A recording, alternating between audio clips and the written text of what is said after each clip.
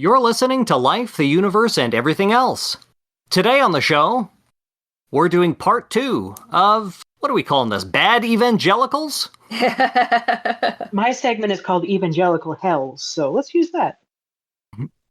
This is part 2 of Evangelical Hell.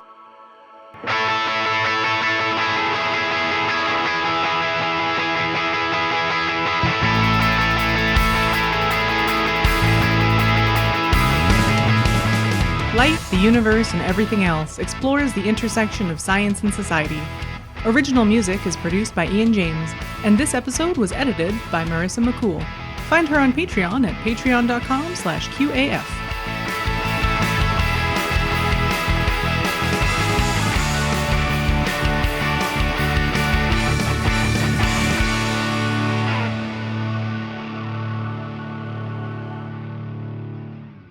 My name is Jem Newman, and with me today I have Laura Creek Newman. Hi there. Lauren Bailey. Hello. And Ashlyn Noble. Hello. Hello, everyone. So, as keen-eared listeners might be aware, we missed last month. We didn't have an episode in August. It kept getting bumped for a variety of reasons. We're sorry about that, but we are back now. And we're going to finish off our discussion of some of the worst evangelicals in all of recent history. Well, I'd say the most well-known. Sure. I think that's probably accurate. Yeah, because there's several smaller ones that are leading the charge, and nobody ever did. What's his name? Oh, God, never. I don't know for sure, but I don't think we're covering any sex pests on this episode, so at the very least, we're covering more of the recent, interesting worst evangelicals. Not necessarily the most horrifying.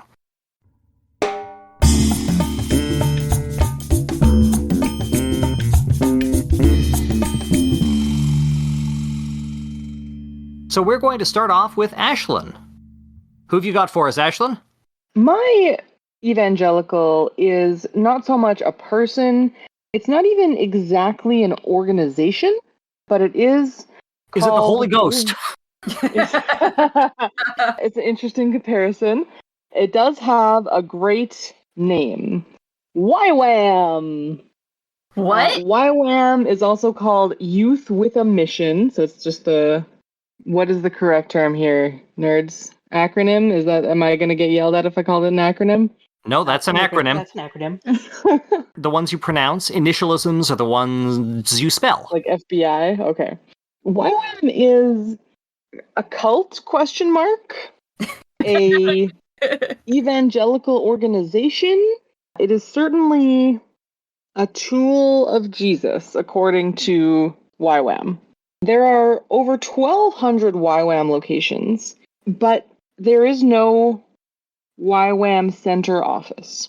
That's one of the first major problems with Youth with a Mission. There are no board of directors. There is no central record keeping.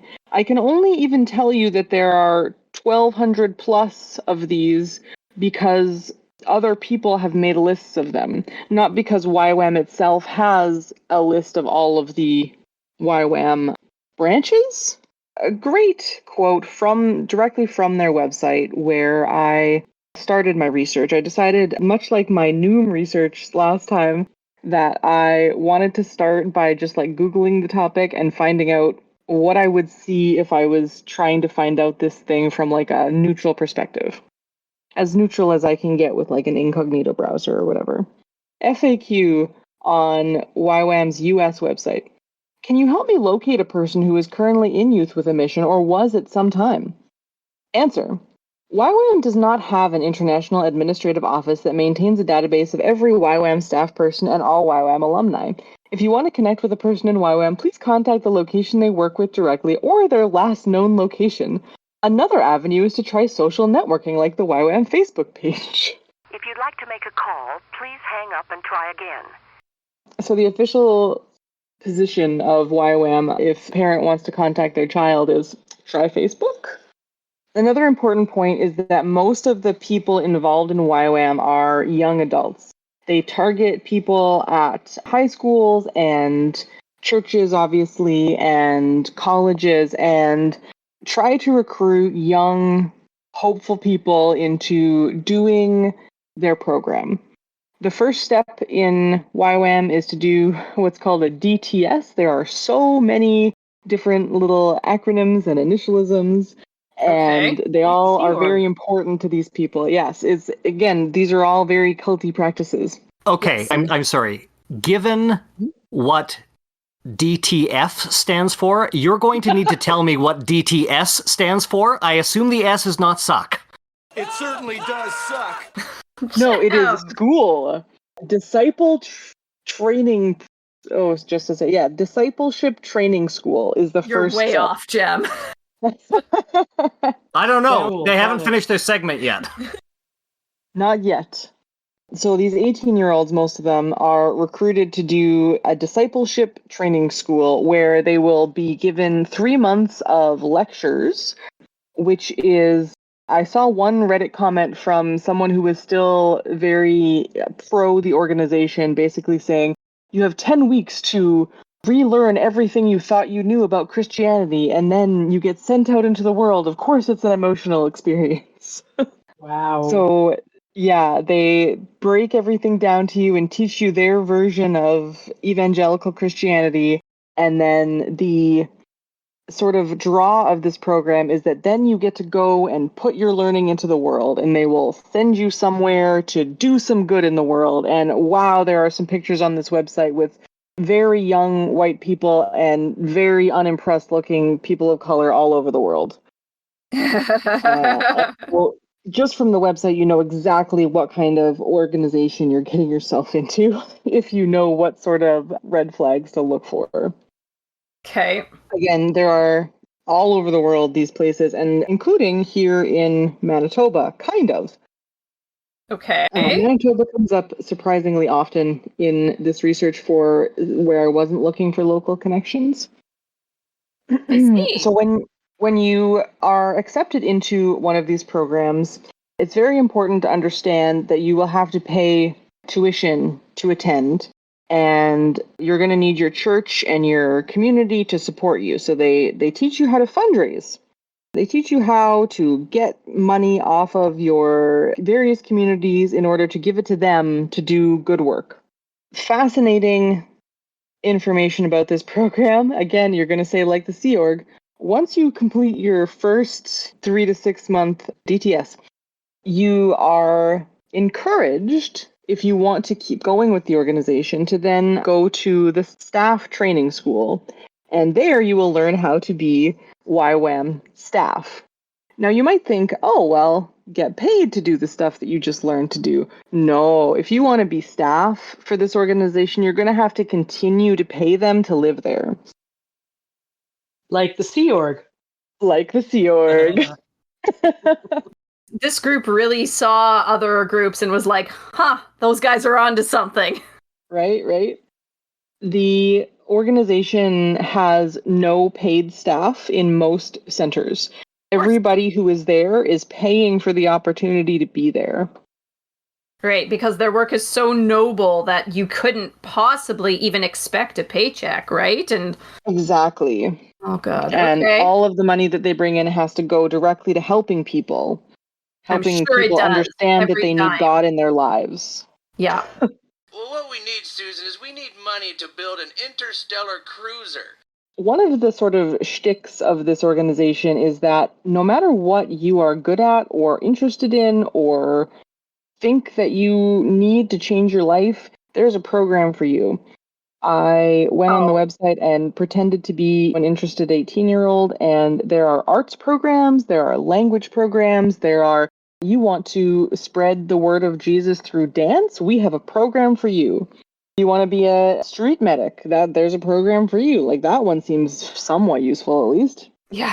But there, again, 1,200 plus organizations have a program that has something to interest every weird teenager out there who has a hankering for travel and community and to make a difference in the world, and is also somewhat okay religious, because they will for sure suck you in and make you want to do the good works of Jesus, etc. That's the idea, but they don't seem to be super concerned about whether you are particularly religious to start with, as long as you can come up with the money from your church/community to get into this organization.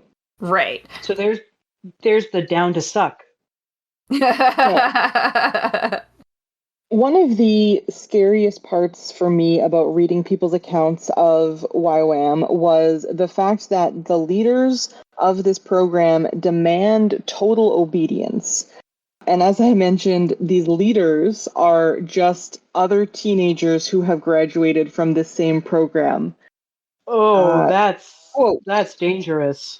Oh yeah, Like absolutely. 6 months older than some of the people that they are leading, and Yeah. clearly, or not clearly, but high likelihood of transferring their frustration or worries and pressures onto the next generation. Mm-hmm.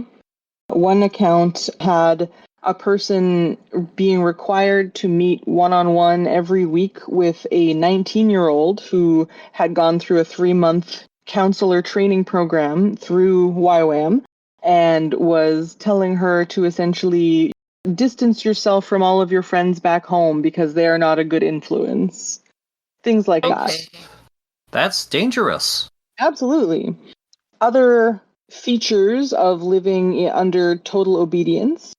If you questioned one of your leader's decisions, even if you knew it to be wrong, the official teaching was that God would bless you for your obedience to your leaders, even if you knew them to be wrong. So that if you were doing the wrong thing, but your leader told you to do it, that was okay because God would understand that you were being obedient, and that was more correct than doing the right thing. That is so, like, it's not surprising based on a lot of evangelical teachings, but it's just so bad. Yeah. Did they never read the Nuremberg? There's also very controlling about relationships. So, of course, you have hundreds of teenagers with hormones hanging out together for their entire life for these 3 months. That creates these bonds really quickly, of course. Mm-hmm. But what happens if you start to develop feelings for someone else in the program? Oh no. Quote, if and when two people developed a friendship and sensed the relationship was growing deeper, they had to meet with their leaders. If those leaders felt the relationship was okay, the friends gained their approval. In that case, the now official friendship was announced to the group as a, quote, special relationship. Oh my god. However, of course... Is this still like a friendship, or are they being coy? Well, I feel like they're allowed to maybe have feelings for each other at that point, but probably that's all. That's the end of it. Yeah. I see a lot of side hugs in your future, kids. Because, of course, if you want to do missionary work, falling in love is, quote, the enemy's way of distracting you from that mission. What? Oh, I'm sure they're doing missionary something. Right. So there were talk of, for example, if the leaders at whatever base you were at didn't approve of your relationship, they would make sure that one person's outreach stuff was in like, oh, we feel like you're being called to France, and we feel like you are being called to Australia. Uganda? Cool! Where is that? Yeah. Like the Sea Org. And again, any questioning of a leader in any capacity, whether it was like, oh, do you want to reconsider that decision? That was against the will of God for you to question your leaders, which just think about how that grooms you to put up with all kinds of things. Oh, yeah.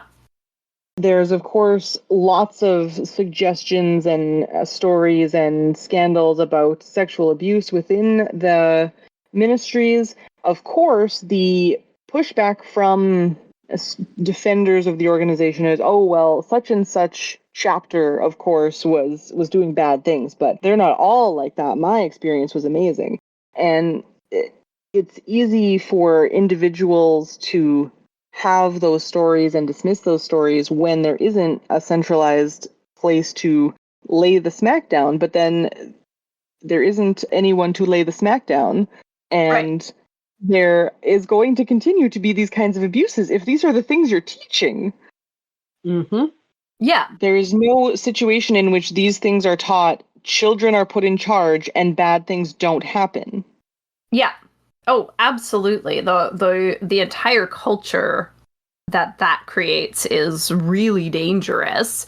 And it really, not only is it dangerous for those who are predatory, but it kind of like we taught or like we're alluding to, it makes it so that these people who are incredibly impressionable and forming their adult views of the world fail to develop things like a sense of autonomy, an internal compass, right? Like they lose that ability because they're always going to look externally.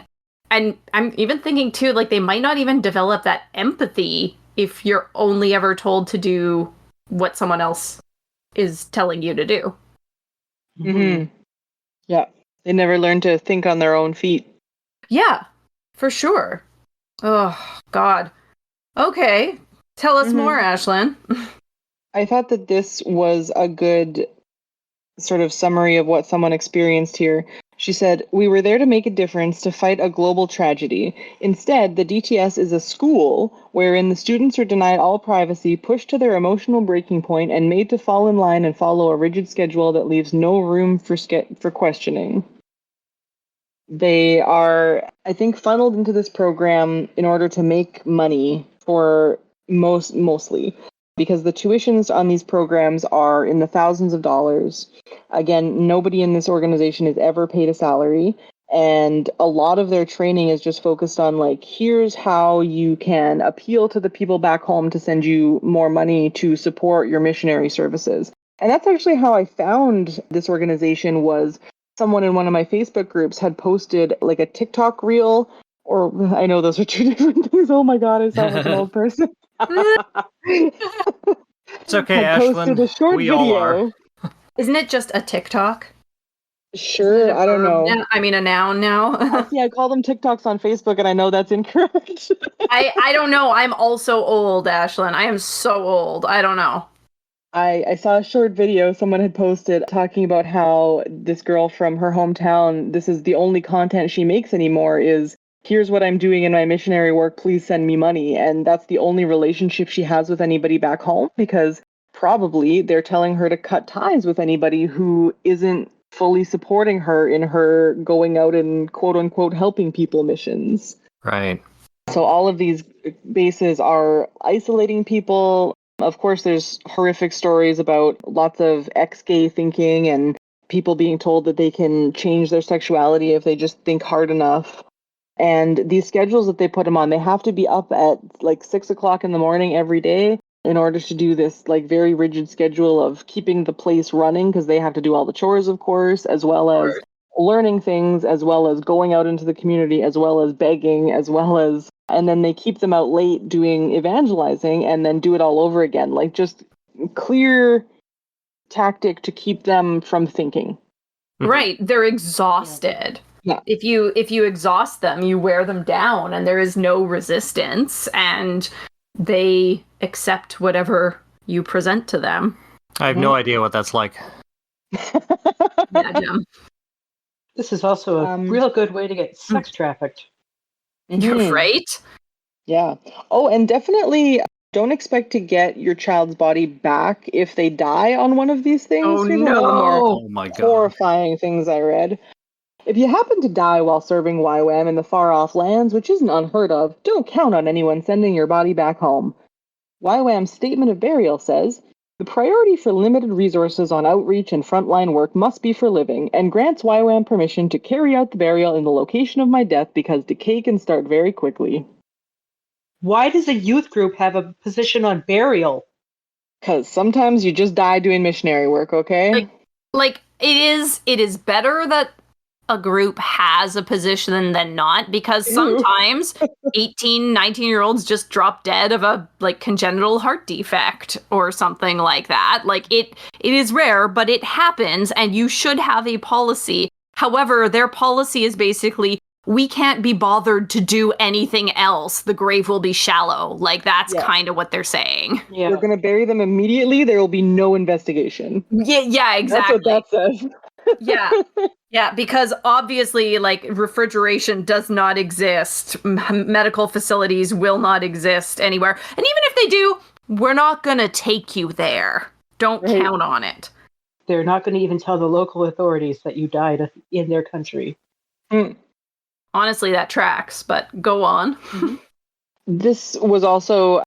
There seem to be a lot of financial crimes that are probably going on here. Well, so this is my question. Like, if all this money is coming in, obviously some of it does in fact have to pay for whatever living space they live in and travel and food, like those basic things. But it sounds like they're probably going to spend the absolute minimum they can get away with on all of those things. Oh, yeah.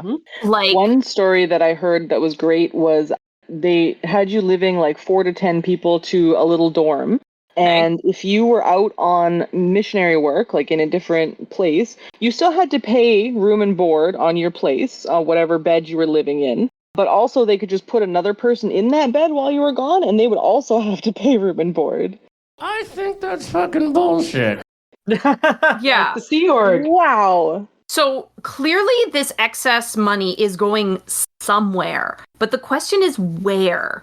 And I think probably into the hands of the people who, quote, don't get a salary and just sort of skim off whatever they need from the top of these travel funds, etc. Like the staff? Some kind of higher up group that isn't named.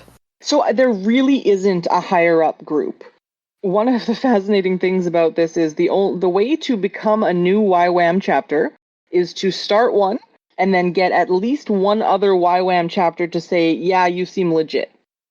Oh my god, okay. That's... Right? What? So all of these, there is no central organization to send money to. They all operate totally independently and sort of seem to just scam money off of teenagers in the same direction. And like, I'm sure that many of these people think that they're doing good work. I'm sure of that. Of course they do. And I don't necessarily have a problem with that sort of method of organization, like self-organization. That's the way a lot of like anarchist collectives operate. It's not the way the IWW operates, but it's not that far off. There is a central organizing body for the IWW, but yeah, I think my problem is more what they're doing. And the way that they are abusing these children. Yeah. And young adults that are not cooked yet. Right. I like the way that one blogger put it. Quote, in addition, because YWAM is not structured like a corporation, each of the independent ministries must handle its own accounting, human resources, and other functions, leading to widespread duplication of efforts and occasional financial crimes. I'm thinking big financial crimes are not occasional. Yeah. You know, and they do send people on all kinds of missions to help in various ways, both missionary and there were a bunch of like medical ships off of Australia at one point. They got put on hold during COVID and might be back. I didn't get too deep into that rabbit hole, but like there definitely is some money going into trying to help people, but there's also a lot of money going into like sending teenagers to Africa to dance people into thinking about Jesus. I have a question. Go for it. If there is no central governing body and two YWAM groups send, missionaries to the same area, do they have to fight to the death? Yes, that's very important to the process so that we don't have any more duplication of efforts. Efficiency. So, sorry, I think I might have missed this, Ashlyn, or I'm forgetting, but who started it? Oh, that's a good question. I didn't really look into that as much. I definitely saw the guy's name, but I don't remember it. He doesn't seem super influential, but I could be wrong about that. It didn't come up a lot for me, though. Okay, so it wasn't some, like, well-known person in the It might have been evangelical like a community. Christian couple or something. Yeah, like, that's what I would expect, but just... Lauren and Darlene Cunningham. I definitely heard the name Lauren Cunningham can't come up quite a few times. So they do have, like, I would say the names of 4 or 5 of the large bases came up more than others. One in Perth, Australia, one in Kona, Hawaii. Those ones came up a lot, in particular because they had some spectacular scandals associated with them, but also because they are quite large. Like, I think the one in Kona is the largest one. And apparently the locals are just sick to death of these children. I bet. Yeah. What other points that I want to make here? It sounds like most people who get out of this eventually realize that they was pretty screwed up and that they should not have been put through these things as teenagers, such as the week where you're all supposed to confess your deepest, darkest sins to each other, even though you've only met a few weeks ago, and apparently people just confess to some wildly dark shit, and then you just kind of have to live with that. That's great. Yep. That's definitely not damaging or traumatizing at all to your developing brain. No, and we have no actual counselors or therapists to help moderate these things or help people understand, like, hey, I just heard of a really bad crime. What do I do? Mm-hmm. Like, and I think that one of the big draws of this organization to young people is its immediacy. You are going to intensively learn for 3 months, and then you're going to go out there and intensively do good for 3 months. And I think that there are so many, like, big-hearted teenagers out there who just really want to make a difference. Sure. Yeah. There's a quote from a man called Mark Lang. He dropped out of college in 1983 to join Youth with a Mission. Says, if I was going to become a Lutheran missionary, I would have had to go to 4 years of college and 4 years of seminary. Would you like to do that, or go to school for 3 months and go out and do something? You go make that choice when you're 18. Yeah, right? Mm-hmm. So now you know more about YWAM, and if you hear any of the young people in your life talking about a cool missionary school, maybe you should ask them what it's called. So I feel, and they're always called YWAM? Are they? Yeah, like, they Youth all with have... a Mission blank. Okay, like Youth with I a Mission. did promise I was going to talk about Winnipeg. So, yes, you said Manitoba. So weirdly, Winnipeg came up in 2 different articles about YWAM without me, like, they were in an Australian paper and, like, a British paper. One of them had a guy named Robert, I think, Cherish or Cherak. He is the principal and CEO of Linden Christian School in Winnipeg. And he says one of the teachers there, her daughter went to YWAM and suffered spiritual abuse. And he was urging people, donors and parents sending their kids off to serve Jesus with YWAM need to understand the model is flawed and their kids are at risk. And another article had quoted someone who just said that she suffered unspecified spiritual abuse at a Winnipeg YWAM chapter. I just thought it was very interesting that it came up in 2 different places without having any specific connection. Yeah. Yeah. Okay. And the chapter here, from what I can tell, is like one couple in Steinbach, and yikes. Yeah. So when I was much younger, I knew someone who did. I don't know about this program necessarily, but it sounds a lot like this kind of thing. It had a different name. These people were through Mennonite churches, and I think this was a Mennonite one, but this sounds a lot like that kind of thing. You go off for a good chunk of time, you go volunteer, you do stuff. I mean, like, classic story, right? But, like, it's the discipleship is such a big part of it, and yeah. And it was for this program that your friend was in? No, like, it was called something else. But was it Katimavik? Nope, not Katimovic. It's not a government thing. It was totally religious. Oh, okay. I wasn't sure if your friend's one was religious. That's what I was asking. Yeah, it was. Sorry. Okay. So like it was, yeah. Anyway, so that's why I was wondering if it was always called YWAM, but it sounds like there are multiple types of these kinds of things. Now, different programs could take this, but add more oversight, say, or appropriate policies and principles and things like that. But it wouldn't be profitable, and also the kids wouldn't be as brainwashed at the end. Yeah, but non-broken people is good. Yeah. That's too much of a minority opinion. Right? Oh boy, okay. I never managed to dig in deep enough to find any deeper Winnipeg scandal, but it's out there. It's out there, and it's closer to home because the kind of thing I don't expect to be around, but that's interesting that it can just be there, and it probably is. And I mean, to be fair, I don't run in religious circles, so I don't really know people who would be signing up for this anymore. So...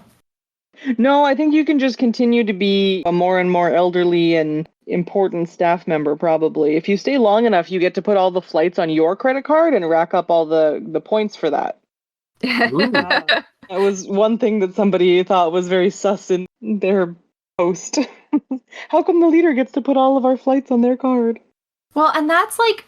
So the thing is, Lauren, like, to your too old point, like, people, they're like you're saying, Ashlyn, they're always going to be really young and vulnerable because anybody who isn't young or vulnerable isn't going to stick around this place very long. Mm-hmm. And the ones who overstay their welcome are probably dangerous. Oh, very much so. Yes, exactly. If you stick around because you understand what's going on and like there's clear opportunities for predators here. Yeah. So that's my segment. Okay. So the only good answer to why Wham is because George Michael was an amazing songwriter. You stole the words right out of my mouth. And traveling anywhere for the sole purpose of evangelizing is bad. Correct. Like, very much. The idea of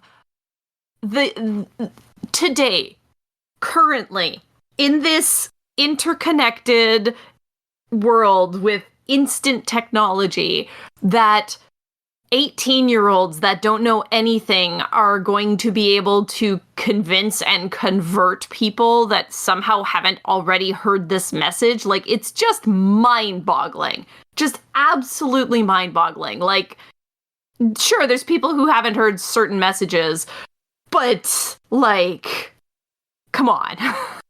Come on. Anyway, I just shake my head at it. Indeed.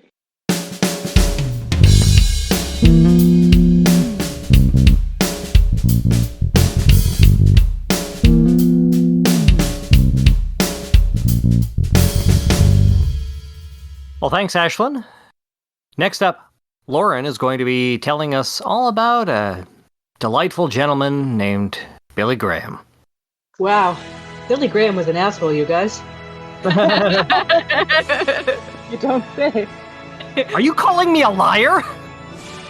Wait, what's the rule that doctors write if somebody's actually a jerk? Oh, yeah. So the trick is many doctors, when they're writing their notes, they will not, for medical legal purposes, write, "This patient is not nice and I hate them." They will instead develop a practice of always writing, "This delightful 79-year-old presents with," and then the moment you see a patient where they don't call them delightful or pleasant or whatever, then you know that they really hate this person. Oh, I thought it was like an opposite thing. Oh, no. Yeah, me too. Like if they call them delightful, they're a horror show. What actually happened to me, I was actually asking my neighbor to water my allotment while we were gone for the week. And I was like, "Oh, hey, if you see my delightful neighbor," and she was like, "Oh, no." And I was like, no, I just wanted you to apologize that my cucumbers are all over her garden. She really is delightful, but I guess the way that I said it sounded like I meant the opposite. Hi, Betty. Hope you listen. Anyway, Billy Graham was an asshole that only the American evangelical movement could produce. And as we've seen in some of our other segments, has produced in quantity. He was also the kind of sanctimonious asshole who keeps believing that they're right. Well, I honestly don't know how he felt about himself in his heart of hearts, but that's sure how it came across. She said, I don't understand why you're so obsessed with being right. I go, I'm not obsessed with it. I just am. Want to hear a really well-peddled lie? Yes. Always. Okay. That Jesus was a real cool guy who believed in caring for everybody. In reality, Jesus was an alpha male archetype. He continues to rain holy war on those who don't believe in him, and damn you to hell if you're a beta cuck who engages in charity or has any help for your fellow humans on the earth. That's the grossest sentence I've ever heard you say, Lauren. Jesus calling you a cuck. Yeah.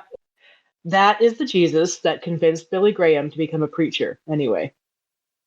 In 1958, Graham said, I'm not believing in some effeminate character. I'm believing in a real he-man, a real man who had a strong jaw and strong shoulders. Oh my God. Yikes. Just so gross from the start. Yeah. Compared to bigger names like Falwell and Robertson, Graham has been less reviled. Don't get me wrong, Billy Graham was a known racist, he was a bigot, he was a homophobe, and a misogynist.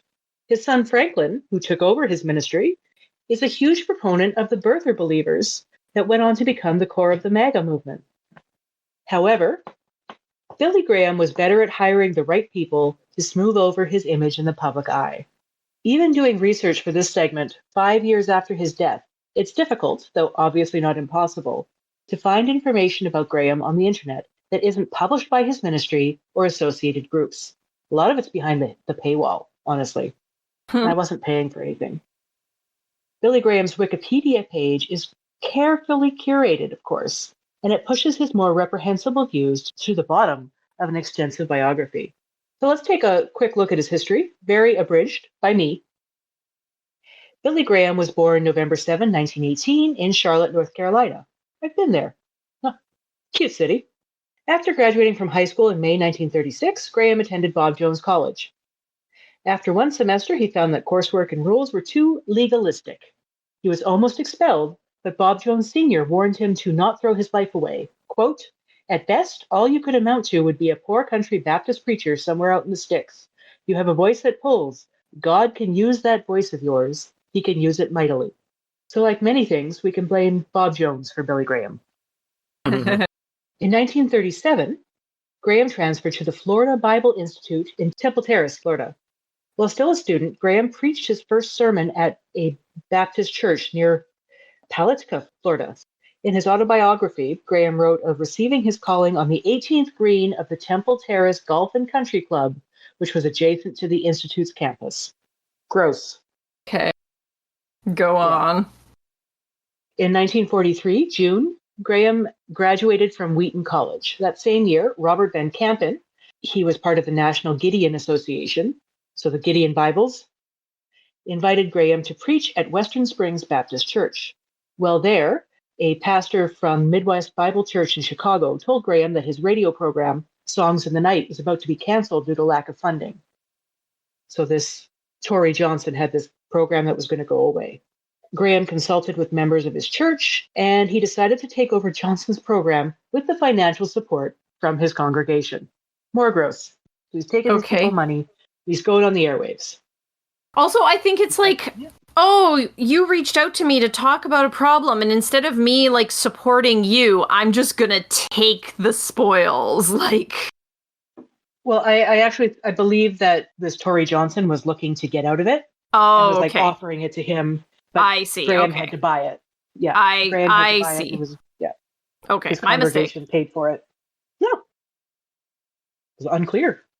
So we're going to skip to 1948 in Modesto, California. Graham and his evangelical team established the Modesto Manifesto, which is really hard to say, but it's a code of ethics for life and work to protect against accusations of financial, sexual, and power abuse. So it's not to get rid of them, it's to protect against accusations. Right. The code includes rules for collecting offerings in churches, working with churches supportive of cooperative evangelism, and using official crowd estimates at events, and is a commitment now known as the Billy Graham rule, which I'll get to in a bit. Okay, so that's the start of his career. That was the rise of Billy Graham. And with that out of the way, let's look at some of the points of his long career. The Crusades. So just before the Modesto Manifesto. So in Wait, that was him? I'm just kidding. Well, not like the Saladin. The 20th Century Crusades. In 1947, so a year before the Modesto Manifesto, which is now fun to say, he began his crusade. His crusades were evangelistic campaigns conducted until 2005 by Graham, and I think they're continuing a little bit today. Billy Graham conducted 417 crusades in 185 countries in 6 continents. As the sessions became larger, he arranged a group of up to 5,000 people to sing in a choir. These things would go on for weeks. I think the longest one lasted like 14 weeks. He would preach like the gospel and invite people to come forward to ask Jesus to be their savior, and then they would all pray together, and it would be televised or on the radio, so everybody around the world could watch these things. Sounds boring, but go on. Yeah. These crusades caught the eye of William Randall Hearst Media, and they launched Graham's evangelical star because he was in all of the Hearst papers. Over 58 years, Graham reached more than 210 million people on face-to-face and on TV in over 185 countries. The longest Graham's evangelical crusade was 16 weeks. It was in Madison Square Garden in 1957. God. The largest audience assembled at Yoido Plaza in Seoul in South Korea in 1973. There was 1.1 million people in this square, this plaza, to be there to listen to Billy Graham preach. Too many people, yeah. These meetings were called crusades, and they were billed as such for decades. And Graham himself began calling them missions after the September 11 attacks. But why let unprovoked acts of naked aggression get in the way of a good crusade? Because the word crusade seemed a little, as we mentioned earlier, a little pointed. Let's talk about Billy Graham and women. We'll start with the Billy Graham rule that I mentioned before. It's better known these days as the Mike Pence rule. Right. So, can't be alone with a woman who's not his wife? That's it. They refused to have any meetings or meals alone with women to crush any thoughts of impropriety. Billy Graham also believed that women were not equal to men. In 1970, Graham stated that feminism was, quote, an echo of our overall philosophy of permissiveness, and that women did not want to be competitive juggernauts pitted against male chauvinists. He further stated that the role of wife, mother, and homemaker was the destiny of, quote unquote, real womanhood, according to the Judeo-Christian ethic, which, a side note, literally has nothing to do with Judaism. It is entirely part of modern Christianity. You hear somebody say Judeo-Christian, just means Christian. Correct. And evangelical at that. Graham's assertions about women, published in the Ladies' Home Journal, elicited letters of protest, obviously, and they were offered as rebuttal in the establishment of the New Feminism section of the publication. So Graham's daughter Bunny recounted her father denying her and her sisters higher education. Bunny remembers being groomed for the life of a wife, mother, and homemaker, saying, there was never an idea of a career for us. I wanted to go to nursery school. Wheaton had a 5-year program, but Daddy said no. No reason, no explanation, just no. It wasn't confrontational and he wasn't angry, but when he decided, it was the end of it. He has forgotten that. Mother has not. He has forgotten, like Billy Graham has forgotten that, but their mom didn't? Yeah, Billy Graham forgot that he said this to her, but her mother remembered. I know she says there that there was no explanation, but should she ever get an explanation? Like, was it an end times thing? Like, there's no point in you getting an education, or just like you have to be a mom? Yeah, it's just wife and mother. That's it. No, okay. And then you don't fight with them. Obedience, remember? Yep. His wife Ruth, who did stay with him until her death, they were married for over almost 50 years, I believe. Graham talked her into abandoning her ambition to evangelize in Tibet in favor of staying in the States to marry him. And to do otherwise would be to, quote, thwart God's obvious will. And then he cited the Bible for claiming authority over her, saying, I'll do the leading and you do the following. Why let a little leadership dispute get in the way of a good crusade? Yike. All right. Yep. After women, let's talk about his anti-Semitism.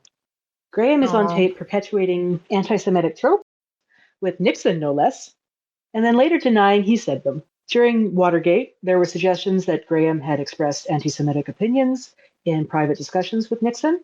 He denied this, saying that his efforts to build bridges to the Jewish community. We don't see any of these bridges. In 2002, the controversy was renewed when declassified Nixon tapes confirmed that the remarks made by Graham to Nixon happened 3 decades earlier. So on these tapes, Graham agreed that, and this is uncomfortable to say, but Graham agreed with Nixon that Jewish people control the American media, calling it a stranglehold. Ugh. And he suggested that if Nixon was reelected, they could do something about that.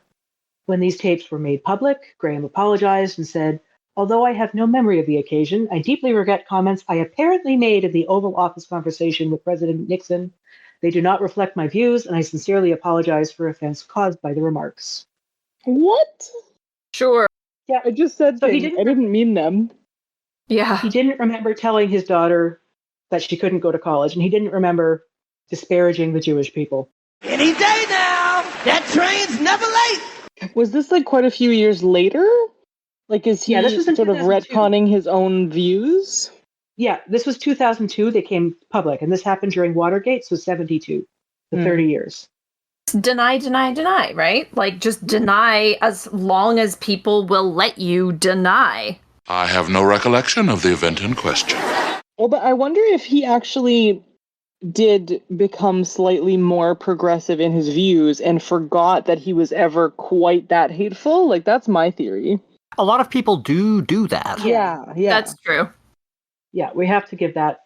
But there were more tapes that were released in 2009, though, in which Graham is heard in a 1973 conversation with Nixon again, referring to a group of Jewish journalists as the Synagogue of Satan. Yeah.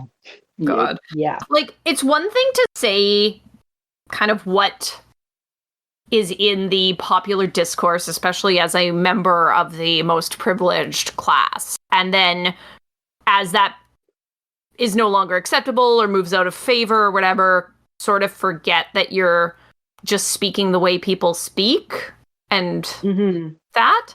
But it sounds like he was pretty pointed in these accusations, and that tends to... I mean, I'm not saying he didn't change his views. I have no idea. I'm just saying, like, that's the kind of thing when you're, like, those are pointed remarks that are, you would think that someone has thought a little bit more about them, and it reflects more of their true feelings. Yeah. You want to hear what the spokesman for Graham said? Yeah. Trying to spin this? The spin person said that Graham has never been an anti-Semite, and that the comparison was directed specifically at those claiming to be Jews and not holding to traditional Jewish values. What? Yikes. That's so bad. Yeah, that was in accord with, apparently the quotation was taken out of context and it was from the book of Revelation or something. What? Okay. Yeah, apparently he was quoting the book of Revelation. Whatever. Yeah. Sure, dude. If you gotta go to the Revelation, the book of Revelation. Yeah, right? All right, let's move on to his anti-LGBTQI beliefs.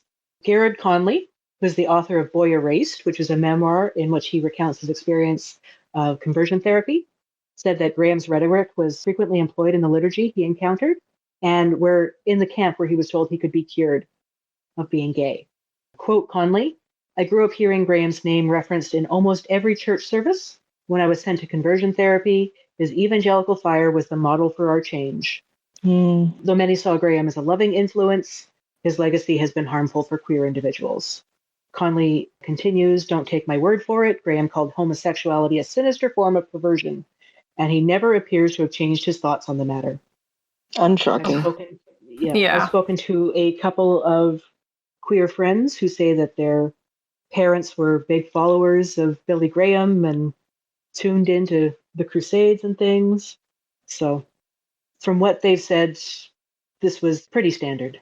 Let's move on to Billy Graham's his biggest claim to fame besides crusading around the world. His political influence. Because when you think Billy Graham, you think pastor to presidents. You think he met with every single president between Nixon and, well, he met Trump before, but between Nixon and Obama, he went to every single White House. He was apparently, and he had 1 million people come to hear him speak. Like, oh, yeah, this guy was big. This guy, I mean, you think evangelical, you think Billy Graham. I mean, maybe that's fading now, but when I was young, he was the preacher on the radio. Apparently, Billy Graham was a lifelong member of the Democratic Party in the U.S. However, he threw all of his support behind right-wing candidates, starting with Nixon. He campaigned for Nixon against Kennedy because Kennedy was a Catholic and would obey the Pope instead of the American people. Hey, why let fraternal excommunication get in the way of a good crusade? Right. Yes. Yeah. Yes, presidents famously obeying the American people these days. Yeah. Historically speaking, Graham's most enduring legacy may be his aligning of evangelical Christianity with political influence and fear. Fear has always been an important part of evangelical Christian messaging in America. The end times, communism, or anxiety about the American way of life disappearing due to demographic and social changes. Where have we heard all of this before? Graham burst into the media in the politicals in the 1950s because of his messages about communism and godlessness. A quote from 1952, he said, "I believe today that the battle is between communism and Christianity. And I believe the only way we're going to win that battle is for America to turn back to God and back to Christ and back to the Bible at this hour. We need a revival." Okay, sure. Yeah. Boy, oh boy. White evangelical support for former President Donald Trump in the 2020 election cycle came from a large part from his connection to leaders like Franklin Graham, who was Billy Graham's son, and Jerry Falwell Jr. We talked about him before, I believe. Both men, they were sons of their respective religious fathers. They followed and have made careers in promoting fear, faith, and political allegiance to Republicans, making evangelical basically the Republican Party. Today, of course, socialism has replaced communism as the big buzzword, and woke, all those things. These are the words used by evangelicals and politicians to combat policies and political leadership they oppose. So that's where his influence has led. Mm-hmm. Which brings me to my last point, which is his lasting influence. Graham died in 2018, and he passed his ministry to his son Franklin, as I mentioned, who is a noted birther and supporter of Trump. Franklin did claim that Billy Graham voted for Trump, but other family members swear that he was too infirm to cast a vote at all. So who knows? With continuing ministry and the fact that he started the presidential prayer breakfasts that happen every year, Graham's influence is still felt. Yeah, his influence is still felt across the United States and the Western world. His name is synonymous with political religion. Mm-hmm. His belief in the prosperity gospel and a He-Man cowboy Christ, like we mentioned off the top, they're also current mainstays of the evangelical movement. Just this past month, I read some articles that modern evangelicals are starting to believe that the biblical version of Christ is too soft, and they want a harder, more vengeful, more Old Testament God to use as a cudgel against people they don't like. Oh my God. I want my Christ to be rock hard. Yep. And pointing oh at my everybody. God, that opens up so many very strange avenues, Jeff. My children, you should know something. I'm packing. That's so funny that Christianity, like this version of Christianity, which is all about the Christ character, is like, no, this guy's actually not it. We want to go back to like old-timey smite you, turn you to pillars of salt God.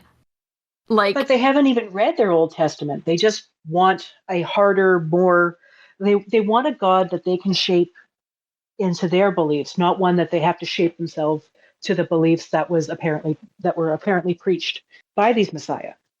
But we miss vengeance. But then how can you do that and simultaneously claim the absolute truth of the words in the Bible. They haven't read the Bible, Laura.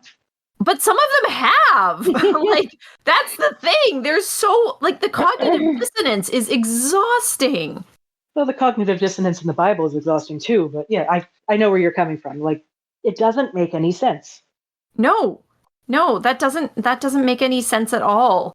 And I don't want to speculate on somebody's core spiritual beliefs or connections because I can't. I'm not in anybody's head. Mm-hmm. Billy Graham's actions speak to someone who enjoys power and fame and control, and not so much about like spiritual connection and a spiritual growth of a spiritual self. Well, that's a much better button on my segment than I wrote, so so I appreciate that. Anytime, Lauren. You're right. Yeah, you're right. It's another high control group. I mean, it's not as high control as YWAM. Right. Which is a literal cult, but this is what the tightening of this evangelical core has created.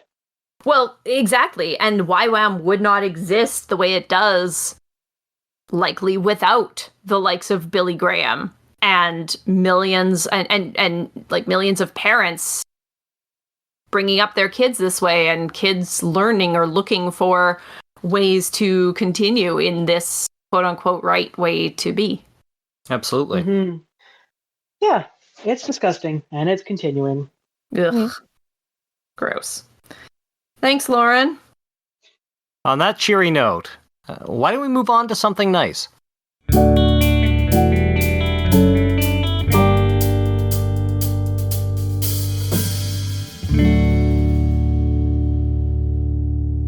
So who's got one this month?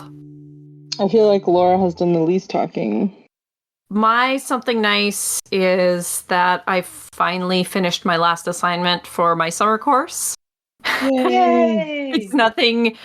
It was a good course, but it was also a very busy course. And I realized yesterday at about 1 a.m, as I was finishing up the references section of the paper, that I guess it was this morning at 1 a.m, that I was, even though I changed my work schedule and that to work part-time so that I won't be so burnt out with courses, I effectively worked pretty much full-time and did a double course load over the summer. So that's why I'm so tired and it feels like a lot of stuff. And it was just hanging over my head, and I finally got it submitted. So that just feels nice. So I get to enjoy and bask in the glory of the last 2 weeks of summer. Yay! I'll go. My something nice is that we spent the last couple of days at my parents' place using my mom's 2 ovens and their very large yard to get a bunch of camp maintenance done on all of the vast amount of camping equipment we have. And I have become a cast iron seasoning pro, and I made all of our many, many pounds of cast iron look really good, and I'm very proud of myself. And I'm looking forward to cooking in the massive pan that is now clean. Yay! Nice. They did look so good. I like looking at your pictures. It's like, are those the same things? Yeah. Before and after of those things. And it really doesn't take that much effort to get all that rust off. No. And like people throw those things away because they look that bad. When Ashlyn says a large amount of cast iron, iron. For those who haven't seen the picture on Facebook, think of like the amount you're thinking, add 2 more pans. I mean, you are generally feeding an army whenever you guys go camping, so plus we forgot to bring one of our Dutch ovens out, so it's not even all of our cast iron. Yeah, but I did 3 regular size skillets, 3 small skillets, 1 like grill pan, 1 massive skillet, 1 Dutch oven with lid, and then like a whole bunch of little tools. Cool. Good for you. This isn't just for camping. These are things that Ashlyn uses for a community outreach project. I think we've talked about it before. The Hey Ashlyn, What's for Dinner? Where she just feeds people every week. I've learned that cooking in cast iron on the barbecue is very effective for large groups. What's Or your it's also something nice, very Lauren? Cooking in cast iron on the barbecue is also very effective when I don't clean the oven properly and we can't make the roasted beets that we wanted to make for a whole bunch of people. So it's best to do them on the barbecue. So thank you, Ashlyn. What's your something nice, Lauren? I was also going to mention the 2 days that we spent working on projects and making everything proper and just sort of keeping up maintenance so things don't get bad. I like when we make time to do that. When repairing and cleaning aren't, oh shit, someone's coming over, or oh crap, I need this next week. When it's something that we can do on a schedule. It makes my little clockwork brain happy that we actually make time to do that. That's it. That's very nice. Also, our kittens didn't tear the house down when we came back, so they're all very happy to see us. That's great. Jim.